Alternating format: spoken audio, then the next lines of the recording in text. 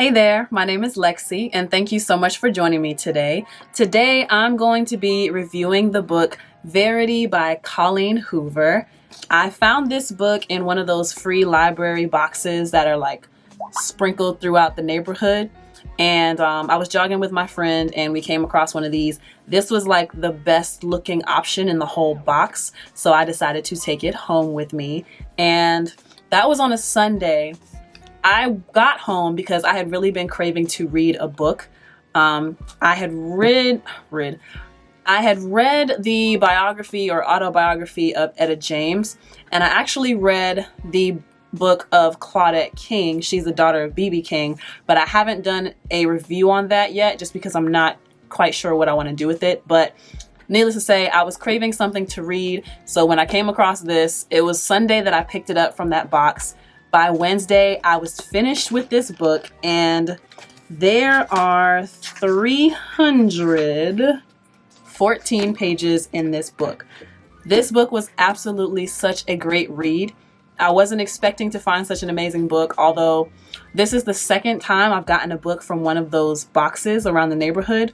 The first one was A Million Little Pieces, which was about a drug addict who becomes sober and goes through his journey of becoming clean. But this book, this is Verity by Colleen Crawford.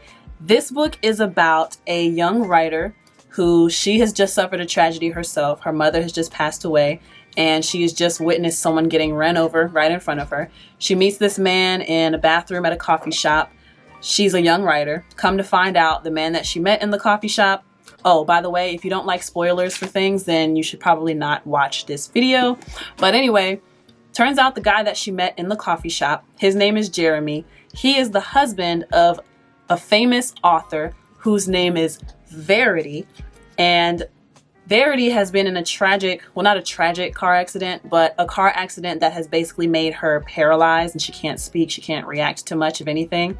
But she has a contract with her publishing company to write 3 more books of her book series. So come to find out, I forget the main character's name. Her alias is Laura Chase, but I forget her real name. Lowen is her real name. So yeah, come to find out, the guy who Lowen met in the coffee shop bathroom, his name is Jeremy, married to Verity. Verity got in an accident. Publishing company wants to finish out the series. They bring on Lowen to finish writing the series for her. Now what has to happen is Lowen has to go to Verity's and Jeremy's house because she needs to look through Verity's office to see any notes about the upcoming like manuscripts or something, or notes for the last 3 series of the books that she is supposed to be writing. Sorry about the thunder outside. And if the lights flicker, I apologize. It's sounding pretty bad out there. But anyway, so Lowen ends up staying at the house. Verity lives in the house. Ooh. Verity is in the house too because she's, taken care of by a nurse that comes there. And it basically details like Lowen finding this secret manuscript for a book that is not related to the other series that Verity was writing. And it details just all these kind of horrific things that happen throughout her relationship, throughout Verity's relationship with Jeremy. When I tell y'all this book is so good, the writing is amazing to me. It reads so naturally. There's not like any like the author wasn't trying to use like really big words. You could tell everything was really simple, but it was written in a way that the way that I live my life, I can relate to the writing and it's easy for me to read. I think that's also the reason why I finished this book in just 3.5 days. The writing was just really good. So, and I like the way that it was written too. It goes between letting us know the live action or what's happening with Lowen and everything she's finding out, but it also has chapters within the book that are chapters from the manuscript of Verity that's just detailing all of these horrific things that has happened. So one of the things that happened in the book is Verity got pregnant. She didn't want kids because she wants Jeremy all to herself. So she takes a coat hanger and she tries to give herself an abortion. She's having twins. Turns out one of the twins ends up with a scar on their chin. That's actually from some common thing that happens where the tissue in the womb or something causes the kids to come out with scars. But anyway, Another incident is where she's like constantly talking about in this manuscript possibly killing her daughter, like the lesser liked of the two twins. She knows that she has a peanut allergy. Oh no, the one that she likes has a peanut allergy. She starts to become suspicious of the other twin, the twin that she doesn't like. And it's just a lot. I don't want to go into too much detail about some of the crazy deranged things that were in Verity's manuscript, but that's just part of some of the things that you'll read about if you decide to read this for yourself. So the biggest takeaways that I got from this book, and I have my notes here. We all have ways we deal with the pain and tragedy in our lives. So there's this manuscript, and Verity never wanted her husband Jeremy to find it. By the way, Lowen and Jeremy, they end up liking each other and they smash. And Lowen's freaked out because Verity can actually walk, but Jeremy hasn't figured that out yet.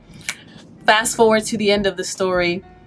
Verity never wanted Jeremy to read that manuscript. It comes out that one of the coping mechanisms that Verity's publishing team recommended was that when you go through hardships in life, you create like an alter ego, or you create an alternate path for that energy to flow so that it's not weighing you down. It doesn't cause you to be depressed. So the reason why Verity's book series was so successful is because she had a lot of this pain. She wrote from the perspective of the villain, and she had a very unique way of writing in the book series that people could really connect, and people had never seen that perspective from a villain before. So all of that to say, this manuscript was written from the same kind of thought process. I'm going through a lot. Let me create a character that is actually doing all of the negative things that I think through my mind. This person is not necessarily me. I have these thoughts, but I'm detaching from these feelings. I'm detaching from these thoughts, detaching from things that, I should not be thinking. I should not even want to be doing. So that is the character that's in the manuscript. But because Lowen's been doing the research, she ends up, going through the book, and she shows it to Jeremy. Jeremy, y'all, it's a lot. It's a lot. But biggest takeaway I have from this book is we all have ways that we deal with the pain and tragedy in our lives. That was one way that Verity dealt with hers. So I wonder, for the rest of us, how do we turn our tribulations and our trials into something creative, into something constructive, the way that Verity did? Even though hers was a very dark way of dealing with it, that was still her coping mechanism. So that was one of the takeaways I had from the book. Another takeaway that I thought about was embracing our dark side to turn it into something creative, which just goes with the whole narrative of we all have our different ways of dealing and coping with things. Next one is communication is very important. I say this because there was a letter at the end of the book where Verity was confessing that she never actually did the things that were written in the manuscript. She was following the advice of her publishers and detaching from, all the negativity. But Jeremy never knew that. Lowen ended up finding that letter. She never gave it to Jeremy that we know of.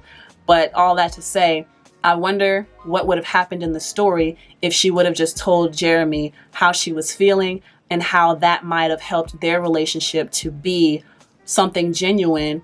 Because another takeaway is fear will make you do things that probably end up hurting your relationship way more than if you just told the truth. She probably would have gotten closer with Jeremy. It was revealed that Jeremy didn't feel the same way about her that she felt about him. And so that's just another kind of insult to injury that happened within the book. But my battery is about to run out on this camera. I'm so sorry. I really want to rave about this book a little bit longer, but let me know if you would like to read this book next. It's really good. Verity by Colleen Hoover. I extremely enjoyed this. And the next book I'll be reading is More Myself by Alicia Keys, which is her autobiography. I don't know what to call it. But if you enjoyed this video, give me a big thumbs up, like, share, subscribe, and also become a patron to support me if you want to see more content like this quickly and more content that you would like to request of me. But thank you so much for joining